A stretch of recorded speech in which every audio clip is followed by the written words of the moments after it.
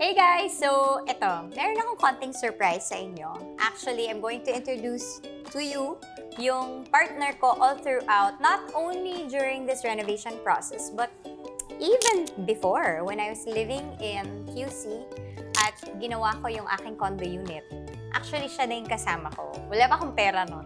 Hindi niya ako siningil. Material lang yung pinabayad niya sa akin. Pero ngayon nagka-budget na. Nabayaran ko na siya. But yeah, this is Ella.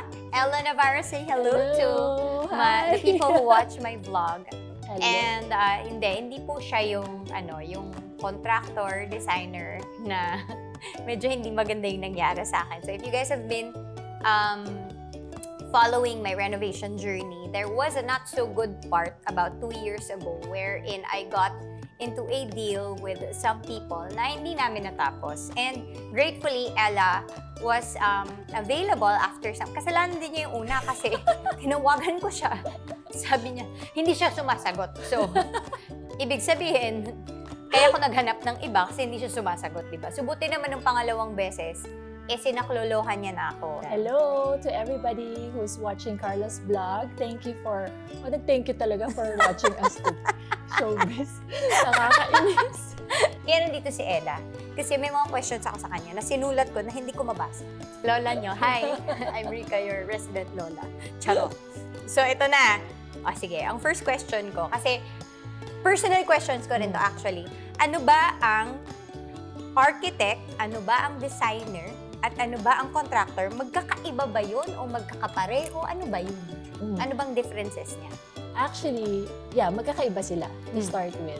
Iba-iba sila ng discipline, but at the same time, they are also a team that needs to work together in certain projects. Okay. So by definition kasi, di ba, ang sabi nga, architect is a person who plans and designs and oversees the construction of buildings. To practice architecture means to provide services in connection with the design of the building and the space within the site or surroundings. So, sila... May test kayo mamaya. So, mamaya, mag-notes kayo, ha? Mag-notes. So, sila basically, I have full respect with architects kasi they're very talented. I believe it's also a passion to have that, vision to build and create something that people will, appreciate or will eventually use at the same time. Tama ba ang understanding ko na ang architects ay involved sa structure?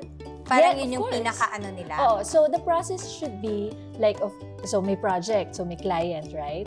So kailangan ni client, let's say, magbibuild siya ng house, okay? So architect will be the one, kasi sila yung i-determine nila yung constraint in the surrounding, kung anong requirement ni client, so they will draw according to that.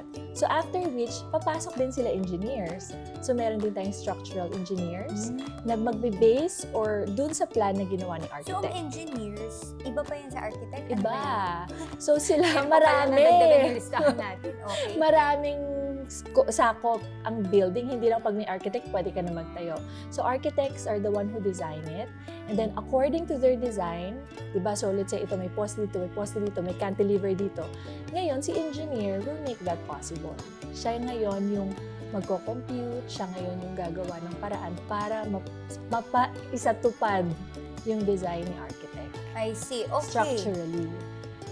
After that, meron pa. May electrical engineer din yan. Iba rin yun. Sila ngayon nagko-compute ng Structural, loads. may electrical. Yeah, may sanitary, which means yung sanitation of the building, yung mga water lines, yung sanitary lines. Yan, involved sila doon.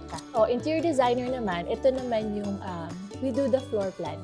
So let's say meron ka ng... I see. So kami ngayon... Ikaw ba, you are?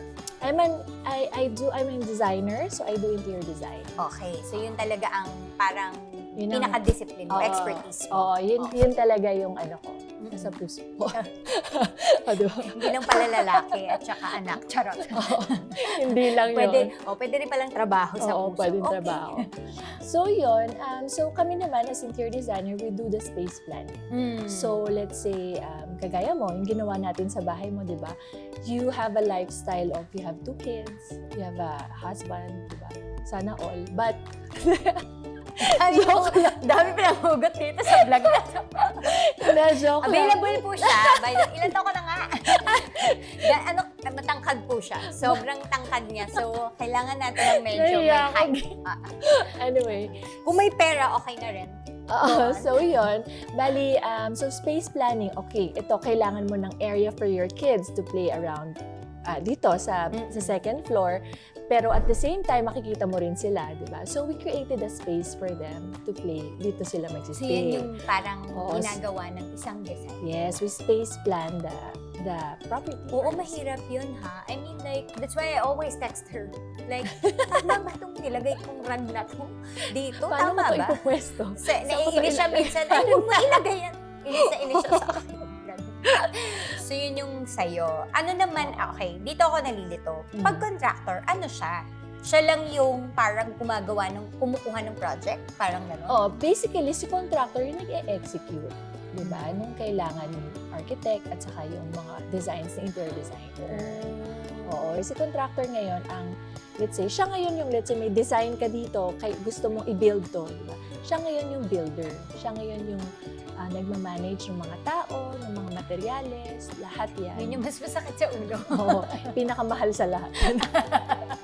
Oo, Sila sa yun. totoo lang, pagka binigyan kayo ng presyo ng contractor, syempre mahal Pag ako, to be honest, pag tinignan ko, grabe, laki nung itinataas niya kung kukumpara mo sa base price lang ng materials or pag tiningi-tingi mo na ikaw mismo yung gagawa. Pero yung feeling ko talaga, what you pay for with a contractor is sila yung sumasalo ng lahat ng sakit ng ulo mo. Dahil sila yung nagsusupervise nga ng tao, pagkuha nga ng materials, which are all going to cost time and effort from you kung hindi mo ipagagawa sa contractor. O, di ba? Konting ano lang. Kasi siya, talagang na-appreciate ko yun this time na yung contractor pala talaga, marami siyang sinasalo. Hindi lang siya, parang akala siguro ng iba na, ano ba ginagawa nito dito? If hindi naman architect, hindi naman designer. But that's a whole lot of work. Yes. So, tsaka they have to be knowledgeable of the scope ng trabaho. So, meron bang license talaga dapat na contractor? Yes. So, pag contractor ka, basically, meron siyang involved na engineers also for the project, di ba? Meron din yung SO1, meaning safety officers. Yan din yung mga nagsusupervise and nag-check sa mga tao. Actually, it's a requirement now. And also, as a contractor, dapat meron ka ding licenses. Oo. So, lahat yan dapat may licensed designer, licensed na, of course, no architect, hindi naman pwedeng wala, and also contractor. Yes. So, okay, good. Oh, very lola. Hindi pa ako sanay. Hindi ko kasi makita talaga eh. Kung gagawa ako ng bahay, ano yung kailangan ko sa tatlo? Pero parang you hinted on it na nga, na you need all in your building. So, paano ba? How does it happen? Who should I tap when I want to build something? So, when you're going to build a house, basically, you really need an architect. It's kailangan talaga siya. Hindi pwedeng wala kang architect. Right. They're very important in the build. So, after the architect, the interior designer can come in. So, dito na kasi kasama na dyan yung furnishings, diba? Kasama na dyan yung mga furniture mo. Yun na nga, kasama yung design ng cabinets mo and everything like that. So, si interior designer yon. And after which, approve na lahat ng design. Nagustuhan mo na exterior design mo, yung look ng bahay, yung layout mo, lahat ng ganyan. Lahat ng gagawin, yung mga wall finishes, ceiling finishes, lightings, ganon. Approved na, it's all signed in the, sheets, ganyan. And ito na ngayon yung ipapa-quote natin sa contractor. So, there's several ways to find the right contractor for you. You can have it bidded out. So, sometimes sinatawag yung bid conference. Uy, hindi ko alam yun. Hindi tayo nagpa-bid. Oo. Meron yan, especially sa mga build. So, ang nag-host nun are architect and their designers. Ganyan. So, bid conference kasi, let's say, minimum at least 3 or 2 contractors to build for the project. And dito mo kasi malalaman na pag binigay mo kasi yung documents, lahat doon black and white. Like, lahat doon same materials, lahat doon same. So, may mga bill of quantities and bill of materials to hand over to the contractors. Then, these contractors will find the best possible. Yes. So, ngayon, pag nag-pass sila sa'yo, makikita mo na, okay, mas mura to. So, pwede mo pala talagang gawin yan. Yes, oo. How do you even do that? How do you find, so you find contractors and then you ask them to bid? Yes. Yes, there's a bid conference. But the documents, may bayad din yun. Siguro yun lang masashare ko sa inyo, no? Para rin for your protection. Hindi porke meron na kayong gumagawa ng bahay, may contractor na kayo, what have you, no? Hindi na rin nyo gagawin yung sarili ninyong job. Kasi feeling ko, a lot of clients feel na, ay, naperahan ako. And I feel like a whole lot of that will be saved kung from the beginning. Due diligence din talaga. Yes! Na ikaw mismo, study. Ito yung binigay sa akin. Pwede ka namang magreklamo. Wala naman nagsabing hindi ka pwede magreklamo. And that also, kaya ka rin nagpapabid conference para makita mo talaga kung okay, so fair, magkalapit presyo nito, konti lang difference. So makikita mo talaga na ito talaga yung presyohan. Marami kasi ang experiences ng naloloko ng contractor. Okay. How can we guard that? Kung kunwari, I'm a client seeking out a contractor, how do I know that I'm actually talking to a good contractor? Or kahit architect, lahat naman architect, designer, whatever service provider you are, no? Lalo na sa home building, that's what I mean.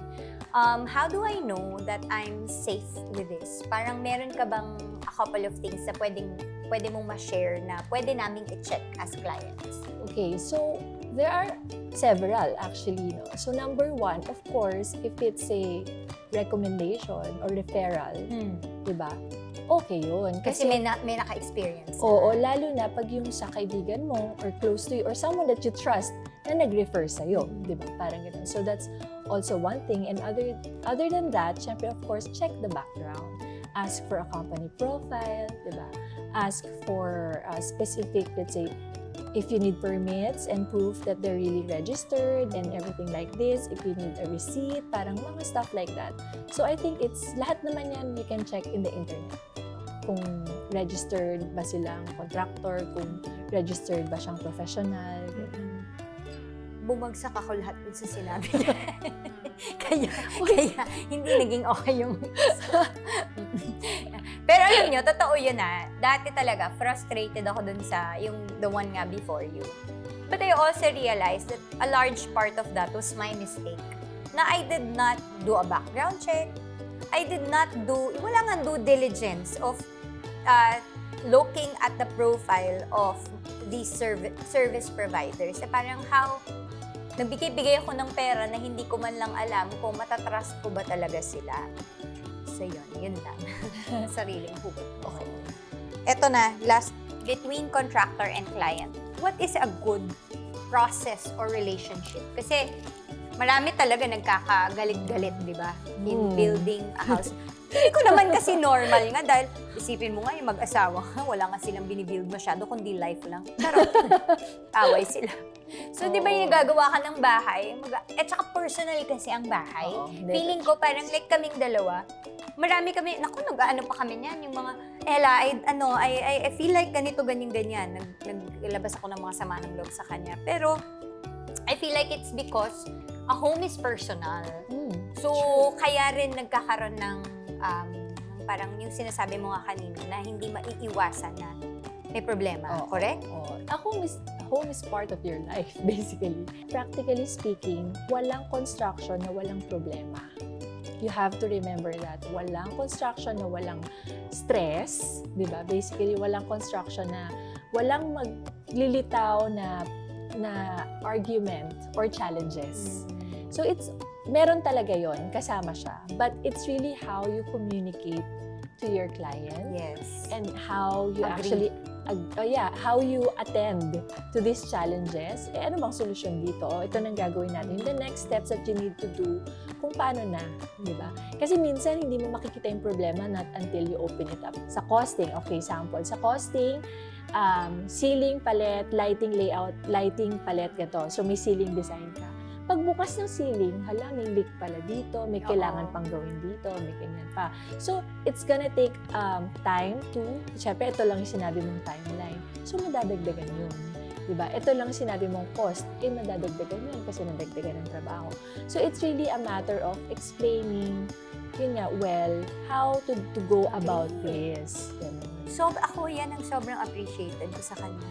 Parang feeling ko ba, as a client, I am free to express my frustrations to her. And not everyone kasi takes to that very, yung parang, yung parang calmly ganyan. I think you're really made for this job because she doesn't look stressed. I don't know if she is, but never did I see her or hear her in all of my talks, even when I am already so anxious and stressed in telling her things. Ganun nga siya, yung parang solutions-oriented. Okay, sorry, okay, this is what we can do.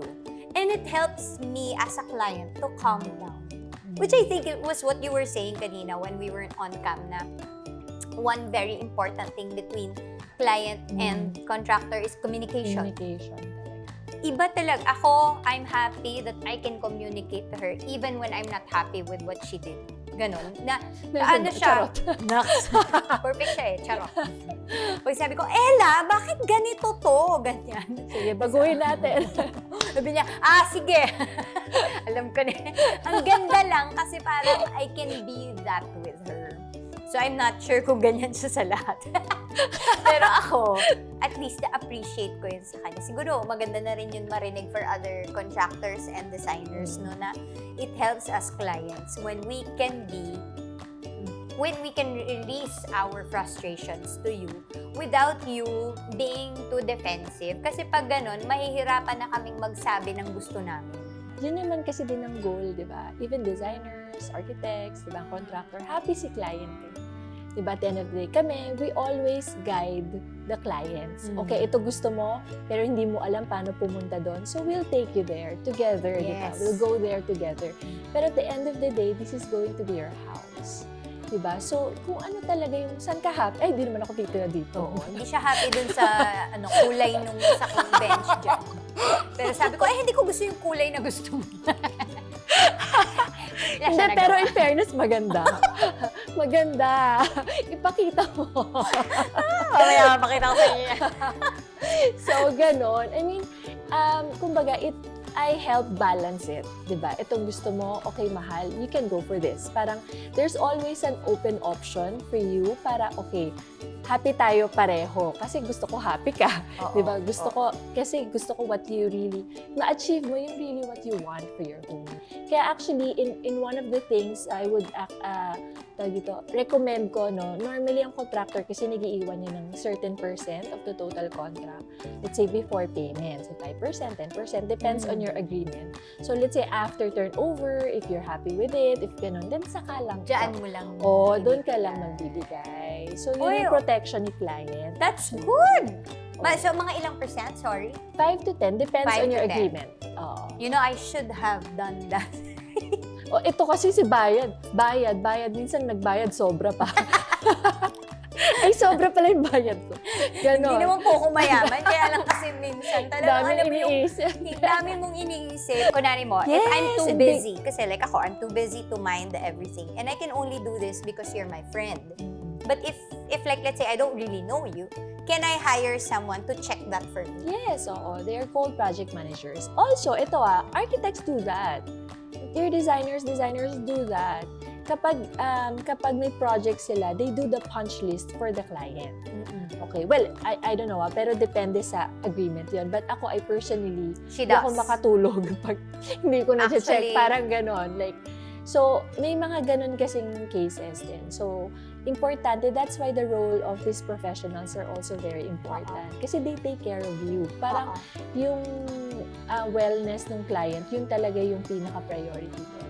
Siguro para sa akin, kung meron lang tayo, pakontiin lang natin yung parang the few rules that I would personally take with me for the rest of my life as a client is that yung sinabi mo na leave at least 5 to 10% of the total contract price. So, upon turnover, if you're happy with it, para lang for your protection. That's one. Second is a lot of paper trail. Yes. Na yung sinasabi niya kanina, yung documentation ng... Diyan kasi ako nag-fail sa isa kong contractor. Wala na siyang documentation of how much I paid.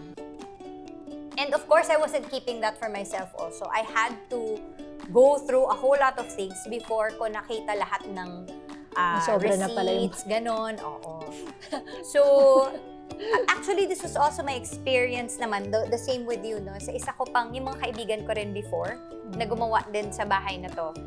Even down to the receipt of kung ano yung binili nila na material, nakalagay lahat sa isang folder. If you can, ask for, you can ask that naman, no? Yes. From your contractor, designer, architect na, pwede bang bigyan mo ako ng documentation of all the gastos, correct? Pwede ba yun? Yes, a breakdown. Actually, in your contract, meron naman siyang terms of payments, di ba? So, in your contract, the coverage is there. Materials, labor, how much. Ito yung contractor's fee, how much, and everything. So, may terms yun eh. So, depends on your agreement. Minsan, magda-down payment ka 50%, minsan 30%. So, may mga terms siya. And these are billed accordingly. Diba? And ayun nga, except for the last one, nakapagtapos na or finish na, yun na yung payment. So, kapag inclusive sa contract, the contractor, syempre, hindi naman siya obliged sa'yo na magbigay ng breakdown ng mga pinagbibili niya. Instead of, ang mabibigay niya sa'yo is receipt ng mga payments mo. Oo, Like, okay, yes. receive this So, payment. pwede from naman yun i-request. Yes, oo. Tapos meron din kasing mga items na let's say, depende din sa arrangement, no, case to case na may mga owner-supplied materials or ito yung tinatawag na OSM, na exclusive siya sa contract but the contractor will buy for you. So yun, kailangan i-disburse talaga niya or i-reimburse niya sa'yo. Can I just say na yung OSM is such a major budget saver for me? Because parang things nga that she would buy otherwise on her own, ako na yung magsusupply or ako yung magsusource for myself if I really want something that fits my budget. So katulad ng lababo namin, isang buong araw ako naglalakad para humanap ng lababong kasya sa budget ko. Ang ending ko, wala. So siya na rin bumili. Pero yun lang, ibig sabihin, ano lang siya, pwede yun, tandaan niyo yung OSM, owner-supplied materials, can be a major budget saver. Yes. Correct? You know why? Because, syempre, kapag owner-supplied materials, meaning it's taken out of the contract. I prefer that personally para magkaroon ng choice si client talaga. Agree. Kung ano yung gusto niya talaga. Kasi kapag pinasok ko sa kontrata, limited siya on this specific budget. Eh, hindi siya pasok dun sa gusto ni client, di ba? So, I prefer that way. Okay, thank you, Ella. I learned so much. Kahit na marami na ako natutunan in the entire process, marami pa ako ulit na natutunan ngayon. Siguro, as we end this, I just really want to say that between client and contractor, sana fair. Not only to client, kasi medyo, lahat laging nakatingin sa client na sana mabigay yung gusto niya. And I'm always for fairness na lahat sana mag-gain dito. You gained a nice house, you gained a nice home, great service, but also sana may kumita yung contractor mo sa'yo, di ba? Contractor and designer and architect, kung sino man yung mag-work on your house. I really feel like, ako, fault ko before, titipirin ko lahat. But, at the end of the day, you also want them to earn from this, right? Because this is how they earn their living, and this is how they become better at what they do when they actually get rewarded for the good things that they do. So sana, pareho kayo na may gain sa inyong relationship. So yun lang. Thank you, Ella. Thank you, Ben. And that closes this renovation series. Hopefully, I was also able to share with you some helpful things as you build your own home. But if there's anything I want to leave with you for now, it is that a home must be kept alive because its inhabitants continue to change and evolve, and so the space must go along with it. Kaya naniniwala talaga ako that a true home is never finished. So I guess I will see you again someday somehow for yet another home improvement series. Thanks for watching, and if you haven't yet, please subscribe for more of the buhay, bahay at iba pa ng the Bonifacios.